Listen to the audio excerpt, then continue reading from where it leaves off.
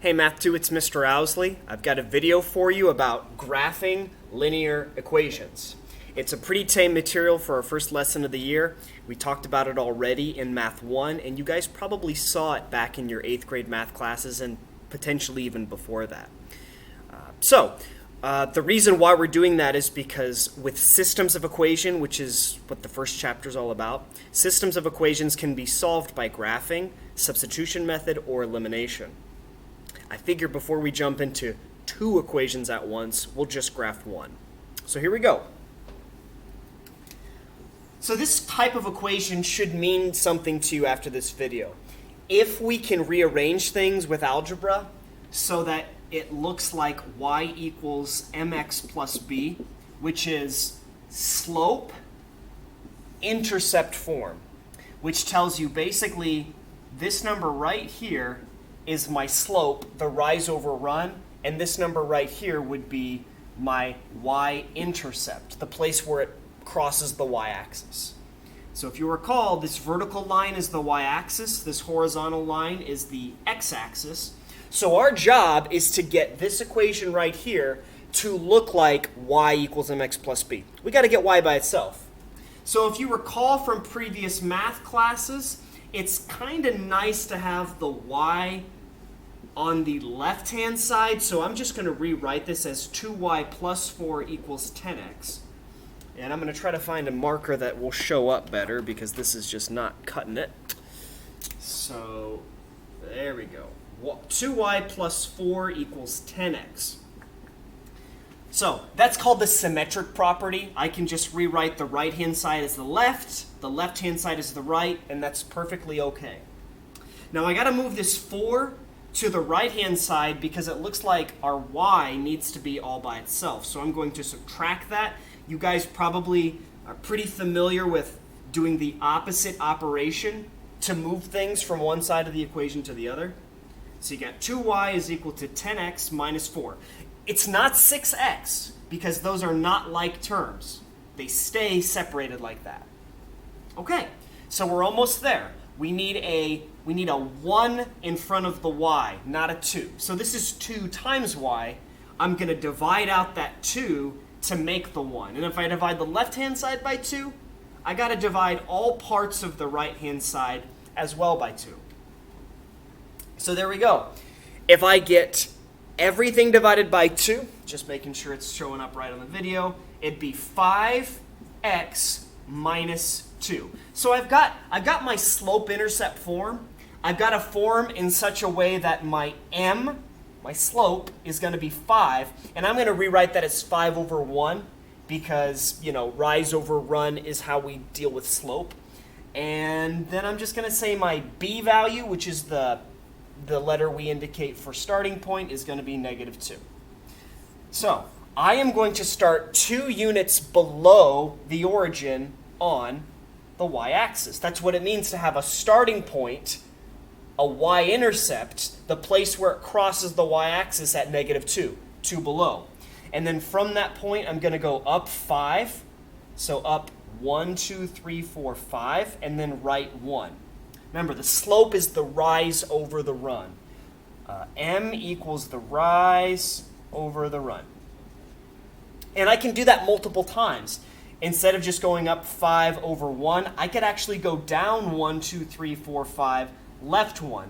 The reason why that works is because a positive 5 divided by a positive 1 yields the same value that a negative 5 divided by negative 1 is. Remember, a negative divided by a negative is a positive. They both equal 5. So down 5, left 1 is the same as up 5, right 1. Okay, we're done. Connect the dots, and you have successfully gotten an equation into slope-intercept form and plotted them using the m and the b. Let's try something else. Number 2 has decimals, so that makes it instantly a little more intimidating.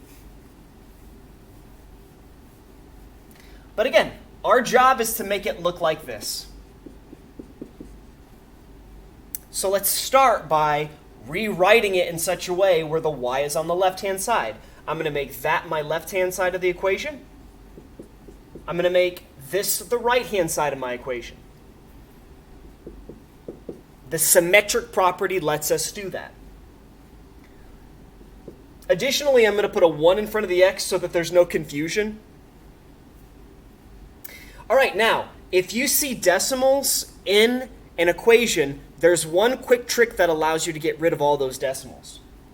If I were to multiply both sides of the equation by a power of 10, in this case, just 10, that will instantly create 3y, okay, 10x, and 21. Remember, multiplying by 10 basically means move the decimal over once, move the decimal over once, and then if there is no decimal, add a power of 10. Okay. Now we have something very similar to the previous equation. I'm going to subtract 10x from both sides, because I need to have the mx and the b on the same side. 3y is then equal to, I'm going to write this as negative 10x plus 21 instead of 21 minus 10x, just so it looks more like this. Yeah, and then all I got to do is divide by 3, divide by 3, divide by 3. Which gives us a final slope-intercept form of y equals, I can't reduce negative 10 thirds x, so I'm just going to leave it as is, negative 10 thirds x. Only the top is being listed as negative, by the way. Plus 21 divided by 3. That's 7. Plus 7. All right, now make sure you put the x with it because the x didn't just magically disappear when I divided by 3. I've got my slope-intercept form.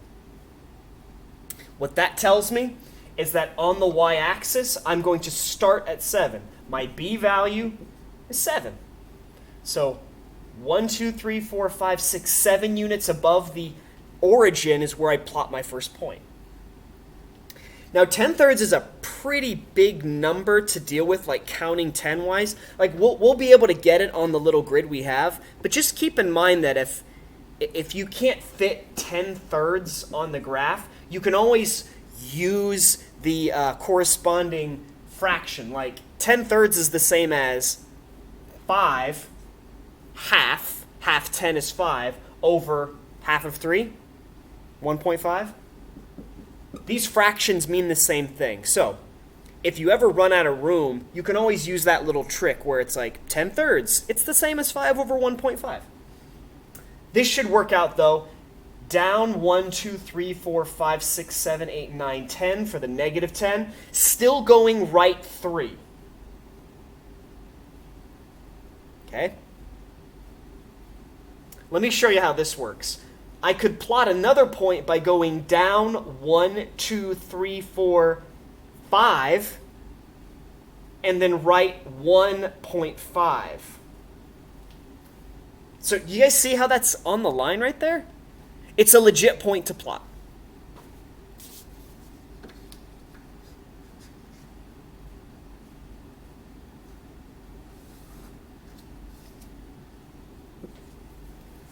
Okay. Now, I would encourage you guys to pause the video and try number 3 on your own. Okay? Just think about it. All right, you've thought about it. Maybe you've even tried graphing it on your note sheet. Let's see what it is. All right, so y equals x. How does that relate to mx plus b? Well, if you think about it, the x is actually 1x.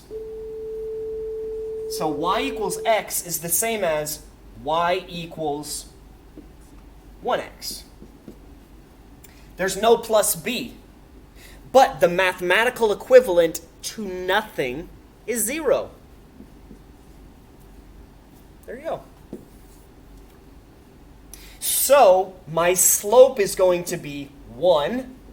And I like to think about that as a fraction, right? So I can always just put it over 1, right? 1 over 1 is the same as 1.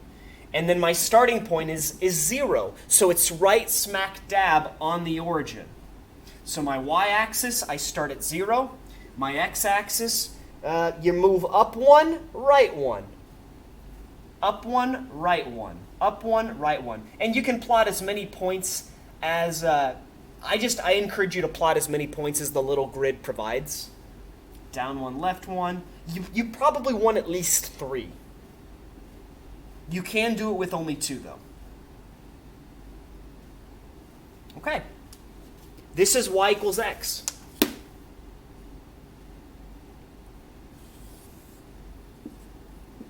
This tends to be tricky too because people tend to associate it with like horizontal lines or vertical lines. It's got a starting point and it's got a rise over run. All right, last one, I gave you kind of a challenge problem where fractions are mixed with whole numbers, which are mixed with mixed numbers. Lots of stuff going on. And there's a couple different ways to do this. My first thought, though, is that if we can find a common denominator between these 3 parts, so we've got a 3, I'm just going to, an x off to the side basically means an x on top, okay? I'm just going to put this over 1, and then 2 4/5. To convert that into a fraction, I take 2 times 5, which is 10, and then add the top to get 14. So the first thing I did was I rewrote every part of that as a fraction. Now, if you find a common denominator, it allows you to do a quick move afterwards that makes things, I think, simpler for us. So, just a quick recap of finding common denominators. Think of the smallest number that will best divide 3 and 5 and 1. So if you think about it, 3, 6, 9, 12, 15. 5, 10, 15. Okay, 15 is that magic number. So if I multiply this by 5 to get 15 in the bottom, then I multiply the top by 5 to keep things to keep things mathematically sound. Okay, so then this one I would just multiply by 15 because I'm trying to get 15 in the denominator. So do that to the top. And then 5, I need to multiply by 3 to get that 15, and then do the same to the top. So what this does for us is it says we've got 10x on top, we've got 30y on top, and we've got 14 times 3, which ends up being 42. Everybody's got 15 on the bottom.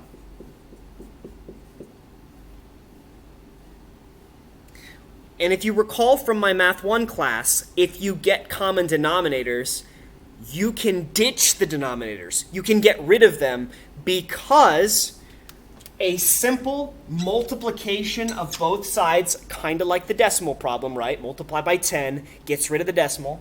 Multiplying by 15 cross-cancels. If you remember work with fractions, it cross-cancels with all the 15s down here. So 15 and 15 cross-cancel when you multiply. 15 and 15 cross-cancel when you multiply. 15 and 15 cross-cancel when you multiply. So then you're just left with 10x minus 30y is equal to 42. Now that's still not a nice, neat equation. Those are kind of big numbers. But they're not fractions. Okay? So you can now try to maneuver this in such a way that y equals mx plus b emerges. Okay? So I need to get my mx to the other side. So it's positive. I'm going to subtract. Right? Because a positive 10x is subtracted to disappear. And again, I'm going to do the reverse thing where I say negative 10x plus 42. Okay, so we're trying to get here. We're there. Just divide by negative 30. All parts. Now keep in mind, negative 10 over negative 30 reduces all the way down to a positive 1/3. So y actually equals a positive 1/3 x. Negative divided by negatives, positive. 10 over 30 reduces down to 1/3. And then 42 over negative 30, I'm not going to leave that as a fraction. I actually am I want to make that into a mixed number because that's going to be easier to plot on the y-axis. So, what's 42 divided by 30? Well, 30 goes into 42 once, and then there's 12 leftovers. And then 12 over 30, I'm kind of running long in the video, so I'm going to just do this kind of quick. That actually ends up being 2/5 when you reduce it. So, or 1.4. So this gives us a starting point, all right, of negative 1.4 on the y-axis. So that means I'm going down 1 and almost a half. 2/5 is almost a half. Then from there, I'm going to travel up 1, right 3. Up 1, right 3. So up 1, now I'm at like negative 2/5, right 1, 2, 3. So it's in between the blocks still. I'm still plotting in between the blocks. If my first starting point's on the blocks in between, your others are probably going to be 2. Up 1, right 1, 2, 3. Same thing here. Down 1, left 3, down 1, left 3. And then grab your ruler. Kind of sloppy. Just make sure you use a ruler to get them through all the points. All right. Hey, thanks for watching the first Math 2 video. Hopefully it was helpful for getting you through the notes. Please direct your questions to me if you're not understanding something. Thanks.